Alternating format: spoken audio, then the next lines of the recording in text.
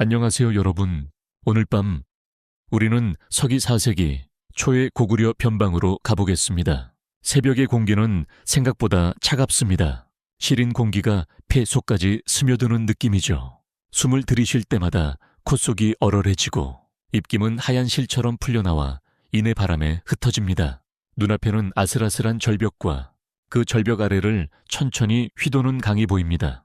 먼 곳에서 들려오는 물소리는 조용히 속삭이는 듯하지만 그 속에 묘한 불안이 깃들어 있습니다. 이곳은 고구려의 변방, 국경을 지키는 초소입니다. 초소의 나무벽은 군데군데 틈이 벌어져 있고 그 틈 사이로 먼 산과 숲이 보입니다. 오늘도 저는 새벽 근무를 맡았습니다. 부드러운 바람이 얼굴을 스칠 때마다 저 멀리서 들려오는 풀벌레 소리가 사라졌다가 돌아오는 걸 느낍니다. 군사 경험이 있는 사람이라면 그런 순간이 그냥 우연이 아니라는 걸 알 겁니다. 누군가 숲속을 지나고 있을지도 모른다는 뜻이니까요. 오늘따라 조용하지 않아 옆에서 함께 근무하던 병사가 속삭입니다. 그게 더 불안해. 저는 나도 모르게 그렇게 대답합니다. 전쟁은 함성으로 시작되기보다 이렇게 숨죽인 정적 속에서 시작되는 경우가 많았습니다. 해가 천천히 떠오르자 안개가 강 위에 내려앉았습니다. 물결 위에 걸린 하얀 안개는 움직이지 않는 듯 보이지만 가까이 보면 아주 느리게 흐릅니다. 그 사이로 새들이 가끔 날아오르는데 그 깃털이 바람에 스치는 소리마저 크게 들립니다. 변방의 하루는 이렇게 시작됩니다. 하지만 오늘은 평소와 다릅니다. 경계선 너머에서 가끔 들려오는 나무 부러지는 소리, 발자국처럼 느껴지는 진동이 마음을 놓아주지 않습니다. 잠시 후 초소로 돌아온 정찰병이 헐레벌떡 말합니다. 남쪽에서 낯선 말, 발자국 소리가 들렸습니다. 무리인 것 같습니다. 그의 얼굴은 땀으로 젖어 있었지만 그 눈빛은 확실했습니다. 저는 순간 목이 바짝 말라 침을 삼켰습니다. 낯선 말발굽 소리는 곧 새로운 이야기가 시작된다는 신호이기 때문이죠. 이곳의 병사들은 대부분 농민 출신입니다. 검을 쥐기 전에는 쟁기를 잡았던 사람들이죠. 하지만 국경에 발을 들이는 순간 모두가 군인이 됩니다. 전쟁터의 냄새는 아직 멀리 있지만 변방에서는 매일이 긴장입니다. 아침이 되자 우리는 소규모 경계 부대를 꾸려 강 건너를 살펴보러 나섰습니다. 강의 물결은 차가웠고 발목까지 차오르는 냉기가 뼛속까지 스며들었습니다. 반대편 숲속에서는 바람이 아닌 무언가가 가지를 스치는 소리가 들렸습니다. 그 순간 저는 등골이 서늘해졌습니다. 혹시 사냥꾼들일까? 한 병사가 말했지만 아무도 대답하지 않았습니다. 변방의 경험칙 중 하나는 위험이 확실해질 때까지는 절대 안심하지 않는 것입니다. 해가 중천에 올랐을 때 우리는 작은 산등성에 올랐습니다. 그곳에서 남쪽 평야가 한눈에 들어왔습니다. 멀리서 깃발이 흔들리고 있었습니다. 너무 멀어 문양은 보이지 않았지만 고구려 깃발이 아니라는 것만은 확실했습니다.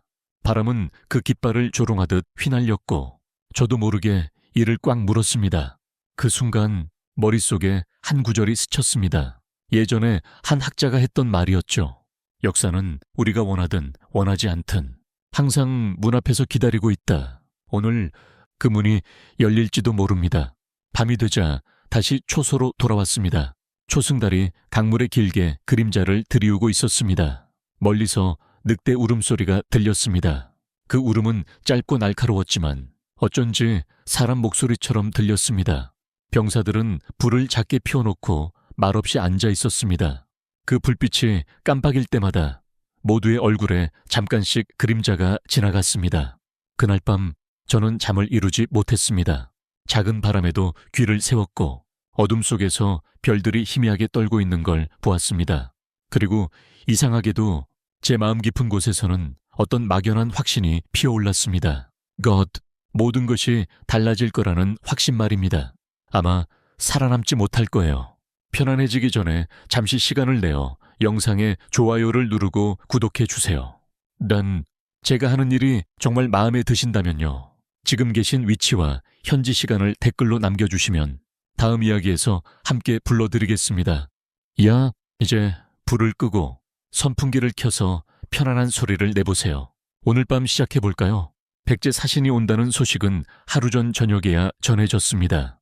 변방 초소에까지 이 소식이 퍼진 걸 보면 이미 궁정 안에서는 적잖이 떠들썩했을 겁니다. 하지만 저와 같은 변방 병사들은 이런 소식이 달갑지 않습니다. 외부 사절이 온다는 건 우리 일상이 뒤집힌다는 뜻이니까요. 다음 날 아침 강계 희미하게 나타난 행렬은 참 묘했습니다. 백제의 사신단이라면 보통 화려하고 번쩍이는 장신구를 걸고 나타나기 마련인데 이번 무리는 생각보다 소박했습니다. 그러나 그 소박함이 오히려 낯설게 느껴졌습니다. 말의 안장은 새 가죽 냄새가 났고 갑옷은 닦아놓은 지 오래되지 않은 듯 반짝였습니다. 먼 길을 왔지만 피곤한 기색이 거의 없었죠. 훈련된 사람들의 모습이었습니다. 사절이라더니 군사 냄새가 나네. 옆에 있던 동료가 낮게 중얼거렸습니다. 그럴 리가 있나? 제가 대답했지만 속으로는 같은 생각이었습니다. 사신단의 맨 앞에는 흰 깃발을 든 인물이 있었습니다. 그는 나지막하게 무언가를 중얼거리며 걸었고 그 뒤에는 4명의 호위병이 말굽비를 잡고 따랐습니다. 그들의 눈동자는 끊임없이 주변을 훑었는데 그 시선이 강 건너 우리 초소까지도 스쳤습니다. 짧은 순간이었지만 마치 제 속마음까지 꿰뚫어보는 듯한 느낌이 들었습니다. 그들은 곧 성문 앞에서 멈춰 섰습니다. 문지기 장교가 절차에 따라 신분을 확인하고 그들이 가져온 봉인을 살펴보았습니다. 봉인에는 백제 왕실의 문양이 선명하게 새겨져 있었습니다. 하지만 저는 봉인보다 그들이 입고 있던 옷의 주머니 부분에 시선이 갔습니다. 보통 사신단은 무기를 숨기지 않지만 이번 무리는 그렇지 않은 듯 보였습니다. 천이 불룩하게 솟아 있었거든요. 성문이 열리고 사신단이 안으로 들어섰습니다. 사람들은 호기심과 경계심이 뒤섞인 눈빛으로 그들을 바라보았습니다. 아이들이 그들의 말 주변을 서성였지만 백제 호위병들의 눈빛에 놀라 곧 물러났습니다. 그날 오후 저는 우연히 사신단이 머무는 객관 근처를 지나가게 되었습니다. 창문이 반쯤 열려 있었고 그 틈 사이로 낮게 속삭이는 목소리가 들렸습니다. 분명히 우리 말투가 아니라 백제식 억양이었습니다. 그런데 대화의 몇 마디가 이상하게 귀에 걸렸습니다. 남쪽 성의 수비병 수가 예상보다 많다. 북쪽으로 이동할 준비는. 신호가 오면 저는 걸음을 멈추고 귀를 기울였지만 이내 안에서 인기척이 느껴져 서둘러 자리를 떠났습니다. 평범한 외교 사절이 아니라는 확신이 들었습니다. 밤이 되자 사신단은 의례적인 연회를 가졌습니다. 고구려 술과 백제술이 번갈아 나왔고 서로의 풍습을 묻고 답하는 웃음소리가 들렸습니다. 하지만 그 웃음 뒤에는 얇은 막 같은 긴장감이 느껴졌습니다. 정치라는 것이 원래 그렇죠. 겉으로는 술잔을 부딪히면서 속으로는 칼을 가는 법입니다. 연회가 끝나고 저는 초소로 돌아가는 길에 달빛 아래 서 있는 사신단의 한 인물을 보았습니다. 그는 하늘을 올려다보며 혼잣말을 하고 있었는데 목소리가 바람에 실려 흘러왔습니다. 이 땅은 곧 변하리라. 그 말이 가볍게 들리지 않았습니다. 어쩌면 이 사람들은 이미 오래전부터 계획을 품고 있었고 오늘은 단지 그 시작을 알리러 온 것일지도 모릅니다. 예전에 들은 학자의 말이 다시 떠올랐습니다. 외교는 전쟁의 다른 얼굴일 뿐이다. 오늘 밤 저는 그 말을 믿기로 했습니다. 백제 사신단이 성을 떠난 지 사흘이 지나자 저는 남쪽으로 향하는 순찰대에 합류하게 됐습니다. 목적지는 신라와의 경계로 이어지는 길목이었죠. 지도 위에서는 단순히 남쪽 경계로 향하는 길이라고 표시되어 있지만 실제로는 산과 계곡, 강과 숲이 얽혀있는 험난한 코스였습니다. 아침 햇살이 산 능선을 타고 천천히 내려오고 있었습니다. 안개가 골짜기마다 걸려 있어서 멀리서는 흰 바다처럼 보였습니다. 말발굽이 젖은 낙엽 위를 밟을 때마다 미묘하게 끈적한 소리가 났고 그 냄새가 코끝에 남았습니다. 저는 그 냄새를 전쟁 전의 냄새라고 부릅니다. 평화로운 풍경 속에서도 이상하게 불안한 설레임과 공포가 섞인 그런 냄새 말입니다. 길 위에서 신라 상인들을 처음 만난 건 2번째 계곡을 지나서였습니다.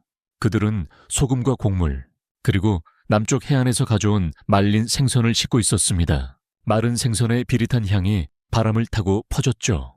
서로 인사를 나누고 당연하다는 듯 가격 흥정이 이어졌습니다. 요즘 북쪽은 어떤가요? 상인 하나가 웃으며 물었습니다. 조용합니다. 너무 조용해서 이상하죠. 제가 대답하자 그들은 서로 눈빛을 주고받았습니다. 그 눈빛 속에는 우리가 모르는 무언가를 이미 알고 있다는 기색이 있었습니다. 차분하게 대화를 이어갔지만 그들이 하는 말 사이사이에 중요한 정보가 숨어 있었습니다. 예를 들어 최근 백제의 군량 운송이 많아졌다거나 신라 일부 지역에서 무기값이 올랐다는 소문 같은 것들 말이죠. 전쟁 준비라는 건 꼭 칼부림이 아니라 시장의 가격에서도 드러나는 법입니다. 오후가 되어 우리는 강을 따라 이동했습니다. 강물은 맑았지만 깊었고 곳곳에 소용돌이가 생겨 있었습니다. 말들이 겁을 먹고 발걸음을 주저했지만 군사라면 이런 지형을 두려워할 수 없습니다. 오히려 적이 이런 곳을 어떻게 이용할지를 먼저 계산해야 하죠. 해가 기울 무렵 우리는 작은 여관 겸 주막에 들렀습니다. 그곳에서 만난 노인은 오래전 고구려, 백제, 신라가 한자리에서 술을 마셨던 시절을 이야기했습니다. 그땐 말이야, 서로를 죽일 생각보다 장사할 생각이 더 많았지. 하지만 지금, 바람이 달라졌어. 그 말이 그저 세월을 한탄하는 늙은이의 소리로 들리지 않았습니다. 밤이 되자 주막 뒷뜰에서 풀벌레 소리가 잦아들었습니다. 순간 멀리서 말발굽 소리가 들려왔습니다. 소리는 일정한 강역으로 점점 커지더니 주막 앞에서 멈췄습니다. 문틈 사이로 본 것은 짧은 망토를 걸친 3명의 기수였습니다. 그들은 주막에 들어오지 않고 잠시 주인과 속삭인 뒤 곧 떠났습니다. 누굽니까? 제가 주인에게 묻자 그는 어깨를 으쓱하며 대답했습니다. 그냥 길 가는 손님들이지. 하지만 길이 곧 험해질 거요. 그 말 뒤로 제 머릿속에서 또 다른 학자의 말이 떠올랐습니다. 길은 항상 목적지를 가르쳐주지만 그 끝이 안전하리란 보장은 없다. 그날 밤 불침번을 서며 하늘을 올려다봤습니다. 별들은 평소보다 희미했고 바람은 남쪽에서 불어왔습니다. 그 바람 속에 마치 먼 곳에서 울려오는 북소리 같은 잔향이 숨어 있었습니다. 성벽 너머에서 들려오는 소문은 대개 바람과 함께 들어옵니다. 그것이 새의 날갯짓에 실려오든 상인의 발걸음을 타고 오든 결국 사람들의 입에 닿으면 크고 무겁게 변하죠.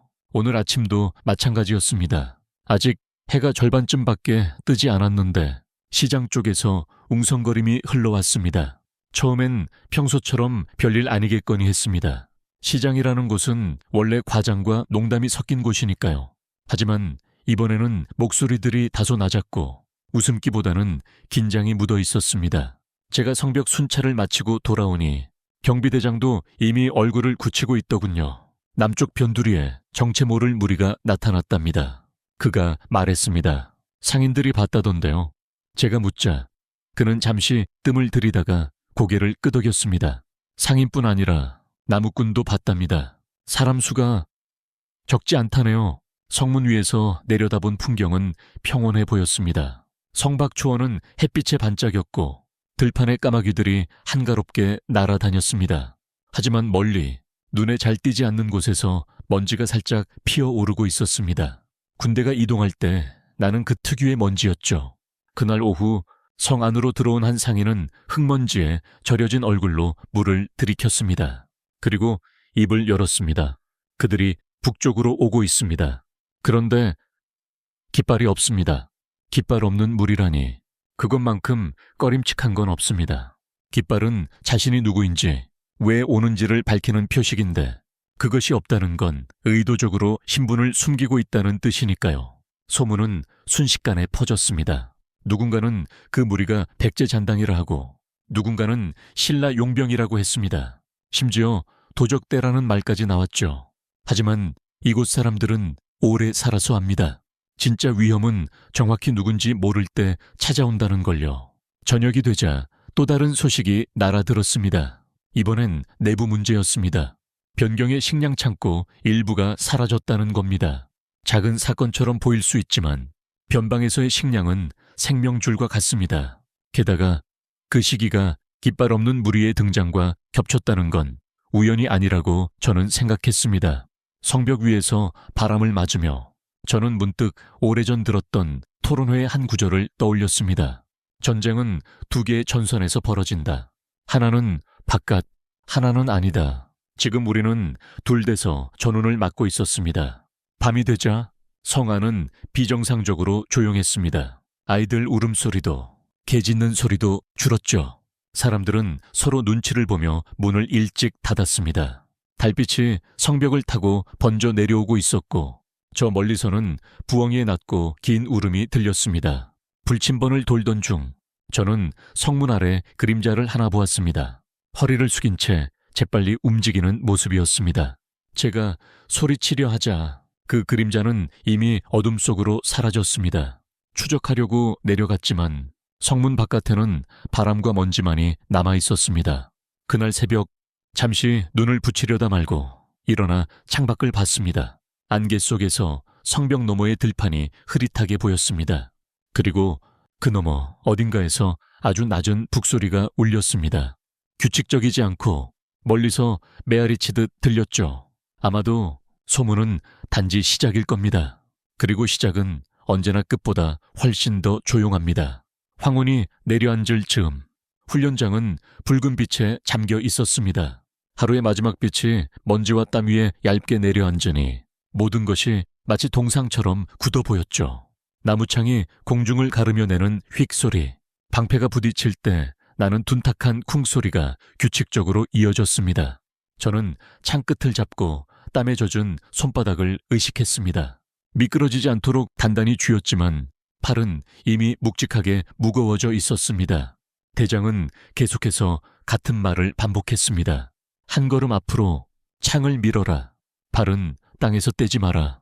그 목소리는 저녁바람 속에서도 뚜렷하게 들렸습니다. 훈련장 옆에서는 활잡이들이 화살을 쏘고 있었습니다. 날아간 화살이 표적 중앙에 박힐 때마다 짧은 탄성이 들렸습니다. 하지만 마치지 못했을 때는 아무도 말하지 않았습니다. 실패는 혼자 삼키는 법이니까요. 훈련이 잠시 끝나고 우리는 바닥에 앉아 숨을 고르며 물을 나눠 마셨습니다. 제 옆에 앉은 젊은 병사가 말을 꺼냈습니다. 혹시 들었어요? 남쪽 무리가 점점 가까워진다던데. 그래서 이렇게 훈련을 계속 시키는 거지. 그는 씁쓸하게 웃으며 대답했습니다. 전쟁 나면 우리가 제일 먼저 나가겠죠. 그게 변방의 운명 아니냐. 저도 웃었지만 웃음 끝이 금방 식었습니다. 다시 훈련이 시작됐습니다. 이번에는 방패벽을 세우고 전진하는 연습이었습니다. 방패가 서로 부딪히며 만들어내는 소리는 묘하게도 파도 소리와 닮아 있었습니다. 하지만 그 파도는 바다에서 오는 것이 아니라 사람의 발걸음과 함성에서 오는 것이죠. 해가 완전히 지고 훈련장이 그림자 속에 잠기자 대장은 한마디 덧붙였습니다. 오늘 배운 건 잊지 마라. 그리고 집에 편지가 있다면 지금 써라. 그 말은 농담이 아니었습니다. 변방에서는 전투가 시작되면 언제 끝날지 모릅니다. 편지를 쓸 시간조차 주어지지 않는 경우가 많죠.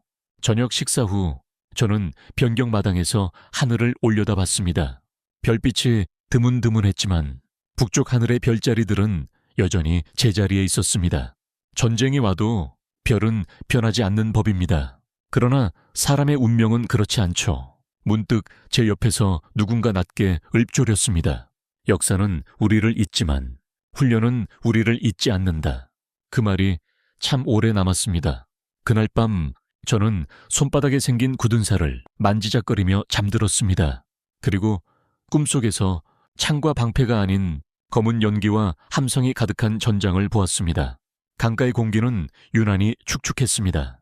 달빛이 물 위에 길게 부서지고 있었고 풀숲에서는 물방울이 발목을 적셨습니다. 오늘 밤 저는 순찰대의 일부로 강변 경계구역을 돌고 있었습니다. 그런데 그 길목 어귀에서 등불 하나가 깜빡이며 다가왔습니다. 그 등불은 잠시 멈췄다가 서너 걸음 앞으로 나아가더니 다시 멈췄습니다. 마치 신호처럼 보였습니다. 저는 손을 들어 동료들에게 기다리라는 표시를 하고 조심스럽게 그쪽으로 다가갔습니다. 등불을 들고 있던 사람은 낯선 옷차림이었습니다. 두툼한 외투와 목을 감싼 긴 천, 얼굴은 반쯤 가려져 있었죠. 그런데 그의 앞에 이미 누군가 서 있었습니다. 그것은 오늘 낮에 백제 사신단의 한 사람이었습니다. 저는 즉시 몸을 숙여 풀숲에 숨었습니다. 달빛이 그들의 옆모습을 은근히 드러냈습니다. 대화는 낮게 그리고 빨랐습니다. 물자 준비는 됐나? 강서쪽으로 이미 옮겼다. 이틀 안에 움직일 거다. 신라 쪽에서도 마지막 말은 바람에 흩어져 잘 들리지 않았습니다. 하지만 신라라는 단어 하나로 충분했습니다. 고구려 땅 한복판에서 백제 사신과 정체 모를 인물이 신라와 관련된 이야기를 하고 있다는 건 절대로 우연이 아니었죠. 그들은 짧게 고개를 끄덕이며 헤어졌습니다. 사신은 강 쪽으로, 낯선 인물은 숲속 어둠 속으로 사라졌습니다. 저는 심장이 쿵쿵 뛰는 걸 느끼며 풀숲에서 몸을 일으켰습니다. 초소로 돌아가는 길, 바람이 강물 위를 스쳤습니다. 물결이 작게 일렁이며 은빛 비늘처럼 반짝였지만 그 아름다움이 오히려 불안하게 느껴졌습니다. 강은 경계선이자 통로입니다. 그리고 누군가가 그 경계를 이용하려 한다면 그건 보통 무언가를 빼돌리거나 들여오는 일과 연관이 있습니다. 변경에 도착하니 불침번이 저를 보며 물었습니다. 강 쪽은 어땠어? 물은 고요했어. 하지만 그게 더 무서워. 잠자리로 돌아와도 눈을 감을 수 없었습니다. 머릿속에는 강가에서 마주친 두 사람의 실루엣이 계속 떠올랐습니다. 그들은 아마도 우리보다 훨씬 오래 준비해온 일을 실행하려는 중일 겁니다. 다시 한번 오래전 들었던 한 문장이 생각났습니다. 역사는 강과 같다. 표면은 잔잔해 보여도 깊은 곳에서는 항상 흐른다. 그리고 그 흐름 속에 저는 이미 발목까지 잠겨 있다는 걸 깨달았습니다. 백제의 그림자는 눈에 보이지 않아도 느껴집니다. 그 존재는 소리도 냄새도 심지어 공기의 온도까지 바꿔놓죠. 며칠 전 강가에서 본 장면이 여전히 머릿속에서 지워지지 않은 채 저는 성 안시장 골목을 천천히 걸었습니다. 장터는 겉으로는 평소처럼 북적였지만 사람들의 대화 속에는 묘한 압박감이 스며 있었습니다. 가격 흥정조차 목소리가 낮았고 상인들의 눈동자가 끊임없이 사방을 살피고 있었습니다. 그때 낯익은 얼굴이 시야에 들어왔습니다. 백제 사신단에 속했던 한 인물이었습니다. 그는 오늘도 호위병 둘과 함께 있었지만 이번엔 상인 행세를 하고 있었습니다. 손에는 비단 두루마리를 들고 골목마다 들르며 물건을 살피는 척했죠. 하지만 제가 보기엔 그 시선은 결코 물건 가격에 있지 않았습니다. 그들은 특정 가게 앞에서만 오래 머물렀습니다. 이상하게도 그 가게들은 모두 곡물이나 무기와 관련된 물품을 취급하고 있었습니다. 그 순간 제 등줄기를 타고 내려가는 냉기를 느꼈습니다. 물건을 사는 게 목적이 아니라 어떤 정보 창고 위치나 경비 인원을 확인하는 것 같았으니까요. 오후가 되자 저는 우연을 가장해 그들의 뒤를 밟았습니다.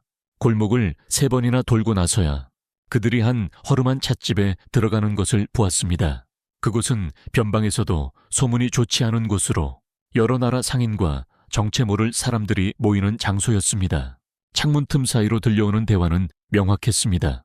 신라 쪽에서는 준비가 끝났다. 고구려가 북쪽에 신경 쓰는 사이 남쪽을 비우면 그 뒤로는 다 들을 수 없었지만 이미 충분했습니다.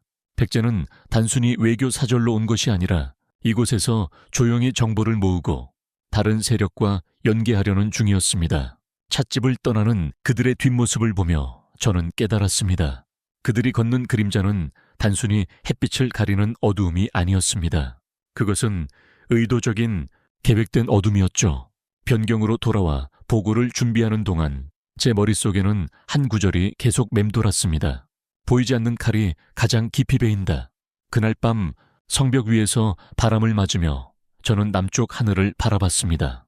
별빛이 약간 흔들리고 있었는데 아마도 그것은 제 마음이 흔들린 탓일 겁니다. 이제 이 싸움은 칼과 창보다 더 은밀하고 오래 지속될 싸움이라는 걸 알았으니까요.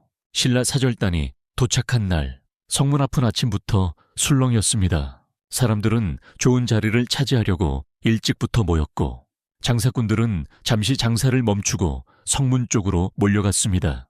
저 역시 경계 근무라는 명목으로 그 행렬을 기다리고 있었습니다. 먼 발치에서 반짝이는 금빛 장식이 먼저 보였습니다. 신라 사절단의 말과 마체는 금속 장식이 촘촘히 달려 있어 햇빛을 받아 번쩍였습니다. 화려했지만 어쩐지 그 화려함이 방패처럼 느껴졌습니다. 겉을 번쩍이게 만들어 속을 가리려는 것처럼 말이죠. 사절단의 맨 앞에는 키가 큰 인물이 있었습니다. 붉은색 관복을 입고 어깨에는 푸른 매듭 장식을 걸고 있었습니다. 그의 표정은 웃고 있었지만 그 웃음은 결코 눈까지 닿지 않았습니다. 호위병들은 모두 장검을 찾고 말 위에서도 몸을 약간 앞으로 숙인 채 주변을 살피고 있었습니다. 저렇게 경계심이 많으면 여행이 피곤하겠군. 옆에 있던 병사가 농담처럼 중얼거렸습니다. 여행이 아니라 사냥일지도 모르지. 저는 그렇게 대답했습니다. 성 안으로 들어온 사절단은 곧바로 객관으로 향했습니다. 환영 인파 속에서도 그들은 발걸음을 멈추지 않았습니다. 마치 이곳의 풍경이나 사람들에게 전혀 관심이 없는 듯 보였습니다. 그날 오후 궁정에서는 신라 사절단을 위한 연회가 열렸습니다. 저는 직접 들어갈 수 없었지만 성 밖에서도 그 소리를 들을 수 있었습니다. 북소리, 비리소리, 그리고 웃음소리. 하지만 그 사이사이에 묘하게 날카로운 순간들이 끼어 있었습니다. 목소리가 잠시 낮아지고 잔을 내려놓는 소리가 유난히 크게 들릴 때 같은 순간들이죠. 밤이 깊어갈 무렵 저는 우연히 객관 뒷골목을 지나게 됐습니다. 그곳에서 사절단의 일부가 모여 있었습니다. 그들 중 한 명은 작은 가죽 주머니를 꺼내더니 은빛이 번쩍이는 무언가를 다른 이의 손에 쥐어주었습니다. 내일 새벽 남문 근처에서. 짧은 말이었지만 제 심장은 그 말을 오래 기억했습니다. 돌아오는 길, 달빛 아래에서 저는 생각했습니다. 백제의 그림자와 신라의 미소가 동시에 드리운 이 도시는 지금 아주 얇은 얼음 위를 걷고 있다고요. 그리고 학자의 말이 떠올랐습니다. 동맹이란 서로의 필요가 사라질 때 가장 먼저 깨진다. 연회가 끝난 다음 날 밤 궁정회의가 열렸습니다. 저는 군사 기록을 담당하는 서기로서 회의실 뒤편에 앉아 있었죠. 양쪽 벽에 걸린 횃불들이 불꽃을 튀기며 타고 있었고 방 안 공기는 뜨겁고 묵직했습니다. 신라 사절단은 이미 도착해 있었고 고구려와 백제에서 온 인물들도 자리를 잡고 있었습니다. 첫 번째 발언은 고구려 장군이 시작했습니다.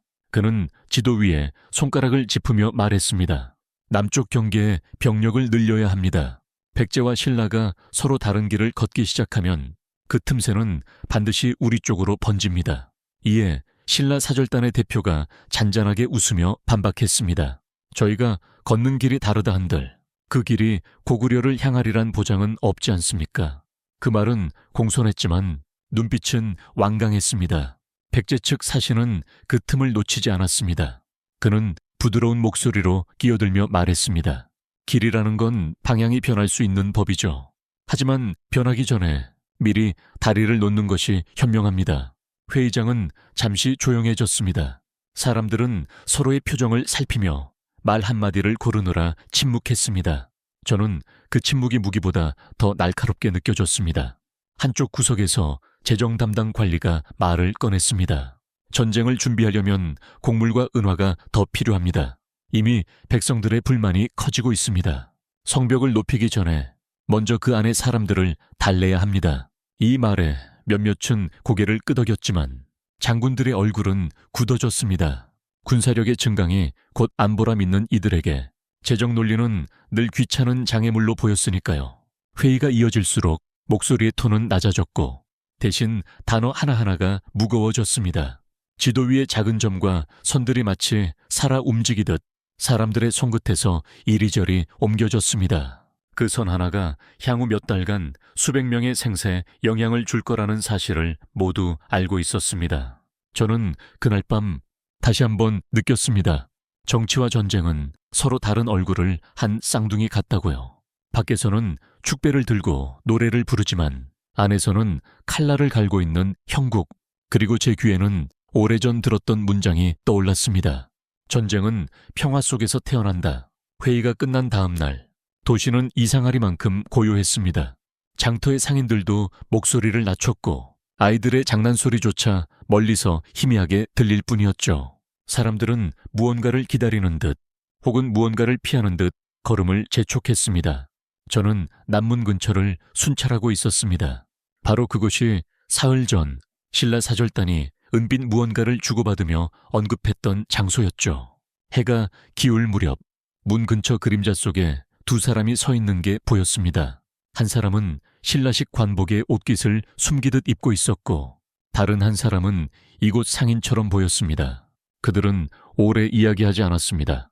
짧은 문장, 빠른 손동작, 무엇인가를 주고받는 순간 저는 숨을 죽였습니다. 그러나 갑자기 뒤에서 울린 발걸음 소리에 그들이 흩어져 버렸고 그들의 손에 있던 물건은 이미 사라진 뒤였습니다. 그날 밤 저는 한 고문서를 펼쳤습니다. 오래된 군사 기록에는 사절단의 명분은 종종 외교가 아니며 때로는 첩자와 다르지 않다라는 문장이 적혀 있었습니다. 그리고 그 말이 현실로 다가오고 있다는 생각이 저를 불안하게 만들었습니다. 며칠 뒤 신라 사절단은 예정에 없던 사찰 방문을 요청했습니다. 표면적으로는 불교의식에 참석하기 위함이라 했지만 사찰이 위치한 곳은 성 외곽 방어망의 한 구간과 가까웠습니다. 우연치고는 정확했습니다. 저는 호위병의 한 명과 시선을 마주쳤습니다. 그는 미묘하게 고개를 끄덕이며 이미 모든 것을 알고 있다는 듯한 표정을 지었습니다. 그날 저녁 궁정에서는 다시 회의가 열렸습니다. 그러나 이번에는 공개 회의가 아니었습니다. 호위와 서기 그리고 핵심 인물 몇 명만이 참석했죠. 왕은 긴 침묵 끝에 단호하게 말했습니다. 우리는 준비해야 한다. 그들이 떠나기 전에 모든 것을 확인하라. 이 말은 곧 도성 전체를 뒤덮는 감시망이 형성되리라는 의미였습니다. 저는 회의실을 나서며 생각했습니다. 전쟁이 총과 칼로만 시작되는 건 아니라고요. 때로는 아주 작은 은빛 주머니 하나에서 시작될 수도 있다고요. 그리고 머릿속에 한 문장이 울렸습니다. 평화의 시계는 소리 없이 멈춘다. 감시망이 가동되자 도성의 공기는 눈에 보이지 않는 거미줄처럼 팽팽해졌습니다. 사람들의 발걸음은 여전히 바빴지만 시선은 자꾸만 옆과 뒤를 훔쳐보았습니다. 군사들도 평소보다 느리게 순찰하며 귀를 기울였고 시장의 상인들조차 가격 흥정을 반쯤 줄였습니다. 저는 문서 보관소와 도성 외곽을 오가며 보고서를 작성하는 임무를 맡았습니다. 보고서에는 물자 출입 기록, 사절단의 이동 경로, 심지어는 대화에서 나눈 몇 마디의 농담까지 모두 기록했습니다. 사람들은 그 기록이 너무 세세하다고 투덜댔지만 저는 알았습니다. 역사의 방향은 종종 사소한 말에서 결정된다는 것을요. 하루는 남문 부근에서 다시 의심스러운 움직임이 포착되었습니다. 이번엔 신라뿐 아니라 백제의 인물도 포함돼 있었습니다. 서로 말은 적었지만 그들의 눈빛은 오래된 거래 상대끼리 주고받는 눈짓이었습니다. 마치 세 나라가 동시에 다른 두 나라와 비밀스럽게 손을 잡고 있는 듯한 복잡한 그물망 같은 상황이었죠. 그날 밤 저는 왕립도서관에서 오래된 외교 서신을 찾아 읽었습니다. 그 속에는 이런 문장이 있었습니다. 적과의 동맹은 화해가 아니라 칼집 속 칼날일 뿐이다. 며칠 후 신라 사절단이 예정일보다 하루 일찍 출발하겠다고 통보했습니다. 궁정에서는 즉시 경계령을 내렸고 저는 비밀리에 남문 쪽으로 이동했습니다. 떠나는 행렬 속 사절단의 집마차는 2대였지만 출발 직전 3대로 늘어났습니다. 새로 등장한 마차는 덮개로 꽁꽁 가려져 있었죠. 저는 병사들과 함께 그 마차를 막으려 했지만 왕의 명이 내려왔습니다. 그들을 막지 마라. 하지만 그들이 남긴 자취를 모두 기록하라. 그 순간 저는 깨달았습니다. 이건 단순히 지금의 안전을 지키는 싸움이 아니라 미래의 균형을 가늠하는 장기판 위의 한 수라는 것을요. 사절단이 사라진 뒤 도성은 다시 고요해졌지만 그 고요 속에는 묵직한 메아리가 남아 있었습니다. 언젠가 반드시 무언가가 돌아올 것이라는 예감 말이죠. 며칠이 지나자 남문에서 발견된 흔적들이 보고되었습니다. 발자국, 마차 마위 자국, 그리고 진흙 속에 묻힌 낯선 금속 조각 하나. 금속 조각은 손톱만한 크기였지만 표면에는 신라의 장식 문양과 고구려의 무기 제작 기법이 함께 나타나 있었습니다. 그 조합은 설명하기 어려웠습니다. 누군가 일부러 두 문화의 흔적을 섞은 것 같았습니다. 저는 그것을 오래 들여다보았습니다. 금속은 차갑지만 눈을 감으면 마치 이야기를 속삭이는 것 같았습니다. 여기에서 끝나지 않는다고 궁정에서는 상황을 은밀히 분석하기 시작했습니다. 회의는 더욱 비밀스러워졌고 참석하는 인원도 줄었습니다. 왕은 목소리를 낮추며 말했습니다. 우리의 적은 이름이 하나가 아니다. 얼굴이 여러 개다. 저는 그 말이 단순한 은유가 아니라는 것을 알았습니다. 백제와 신라, 그리고 때때로 고구려 내부에서도 다른 세력이 서로 얽히고 있었으니까요. 눈에 보이는 국경보다 마음속의 국경이 훨씬 복잡했습니다. 밤이 깊은 시각, 저는 도성 북문 근처에서 낯선 불빛을 보았습니다. 가까이 가보니 외곽의 오래된 망루 안에서 두 남자가 지도를 펼쳐놓고 있었습니다. 한 명은 고구려 병사의 복장을 하고 있었지만 그의 발음과 억양은 남쪽 사람이었습니다. 그들은 제가 가까이 가기 전에 지도를 접고 사라졌습니다. 남겨진 건 모래 위에 그려진 몇 개의 선뿐이었는데 저는 그것이 도성 방어선의 일부임을 알아차렸습니다. 그날 밤 보고서를 작성하면서 손이 잠시 멈췄습니다. 머릿속에 떠오른 문장이 있었습니다. 성벽은 돌로 쌓지만 틈은 사람의 마음에서 시작된다. 점점 더 저는 우리가 칼과 방패를 든 전쟁이 아니라 그림자와 속삭임 속의 전쟁을 치르고 있다는 것을 느꼈습니다. 겨울이 다가오면서 도성의 공기는 서늘해지고 모든 것이 더 느리게 움직였습니다. 하지만 그 느림 속에서 오히려 눈치채기 어려운 일들이 벌어지고 있었습니다. 왕은 신뢰할 수 있는 사람 몇을 불러 각자 다른 임무를 맡겼습니다. 저는 서쪽 교역로를 따라가며 사소한 움직임까지 관찰하라는 명령을 받았습니다. 표면적으로는 상인들과 거래를 하는 척했지만 제 눈은 사람들의 손놀림과 시선에 더 집중했습니다. 어느 날 저는 백제 상인 행렬에 끼어있는 한 노인을 발견했습니다. 그는 말을 거의 하지 않았지만 물건을 꺼낼 때마다 헝겊에 감싼 나무 조각 하나를 살짝 확인하곤 했습니다. 그것은 아무 문양도 없는 작은 목판이었지만 표면의 마모 정도가 일정했습니다. 마치 누군가가 오래전부터 손으로 매만져온 부적처럼요. 저는 몰래 그 목판을 스쳐보았습니다. 순간 손끝에 이상한 음각이 느껴졌습니다. 빛을 비추자 희미한 글자가 나타났는데 고구려와 신라 문자가 섞여 있었습니다. 그 내용은 단 한 줄이었습니다. 물길은 바다로 흘러가되 바다는 주인을 모른다. 그날 밤 저는 그 문장을 반복해서 떠올렸습니다. 그리고 깨달았습니다. 지금 벌어지는 모든 거래와 움직임은 특정한 승리를 목표로 하지 않는다는 것을요. 그들은 하나의 질서가 무너진 뒤 남는 빈자리를 차지하려고 움직이고 있었습니다. 며칠 후 도성에 뜻밖의 소식이 도착했습니다. 동쪽 변방에서 고구려의 오래된 요새 하나가 불타 사라졌다는 것이었습니다. 방화범은 잡히지 않았지만 불이 난 직후 신라와 백제 상인들이 해당 지역을 빠져나갔다는 목격담이 있었습니다. 왕은 저를 불러 조용히 말했습니다. 네가 본 목판, 그것이 열쇠일지도 모른다. 그러나 당장은 손대지 마라. 때가 올 것이다. 저는 고개를 끄덕였지만 속으로는 알았습니다. 그때가 오기 전에 우리 모두는 이미 소용돌이에 휩싸여 있을 거라는 걸요. 눈이 내리기 시작한 날, 저는 남문 근처에서 이상한 광경을 보았습니다. 한 무리의 아이들이 눈 속에서 장난을 치고 있었는데 그 가운데 낯선 아이 하나가 있었습니다.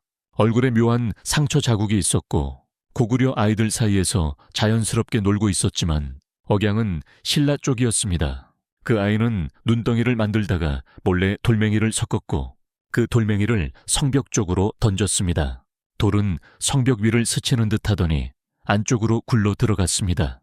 저는 얼른 성문을 지나 안쪽으로 들어가 확인했습니다.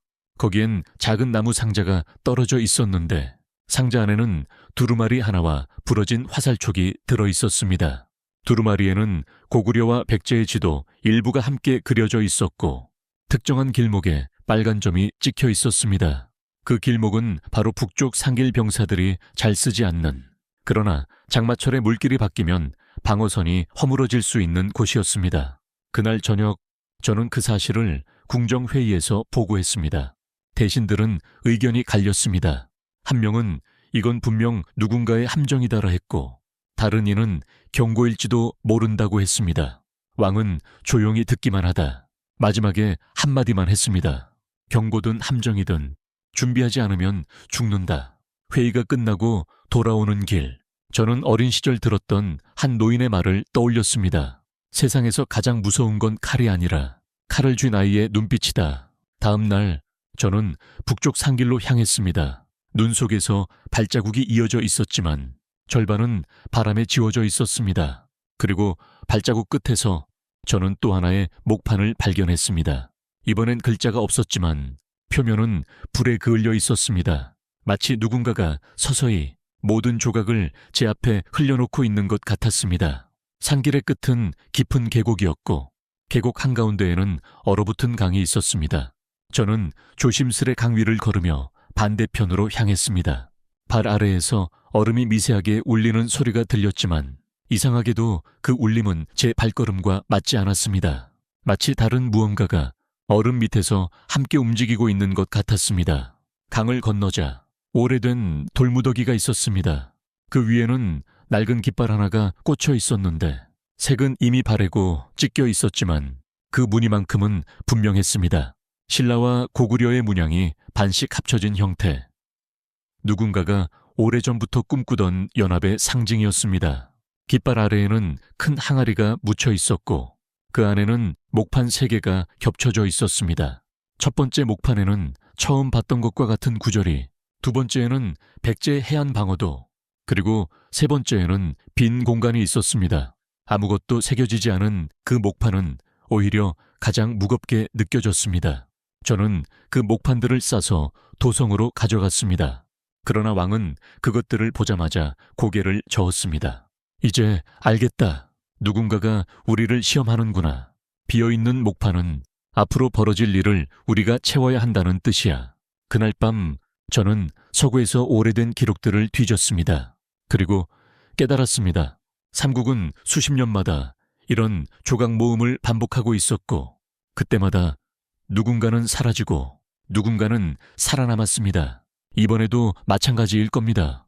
밖에서는 여전히 눈이 내리고 있었고 저는 창문 너머로 하얀 세상을 바라보았습니다. 그 순간 묘한 확신이 들었습니다. 우리가 어떤 결정을 하든 역사라는 강물은 똑같이 흐를 거라는 다만 그 강물 속에서 저는 헤엄칠지 가라앉을지 아직 모른다는 것을요. 마지막 장면을 그릴 때 저는 손끝을 조금 더 천천히 움직였습니다. 눈발은 여전히 성 위를 부드럽게 덮고 있었고 그 아래로 도성의 불빛들이 별처럼 반짝였습니다.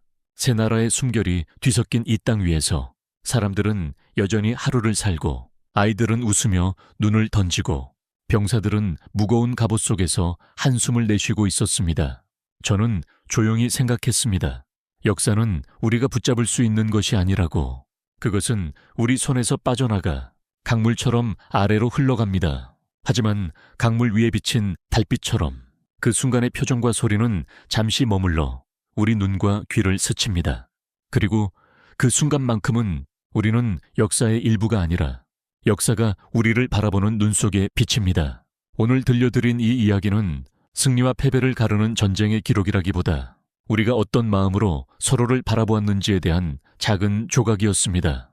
칼날의 날카로움 속에서도 누군가는 꽃을 보았고 성벽의 그림자 속에서도 누군가는 불씨를 지켰습니다. 그러니 이제 불을 끄고 숨을 고르세요. 밖의 바람소리가 천천히 멀어지고 눈발이 지붕 위에서 가볍게 부서집니다. 여러분의 머릿속에는 오늘 밤 함께 걸었던 길들이 조용히 쌓여갈 겁니다. 그 길은 오래 남아 언젠가 다시 불러낼 수 있겠죠. 이제 눈을 감고 고요히 머물러 보세요. 시간은 부드럽게 흐르고 우리는 잠시 그 안에 떠 있습니다.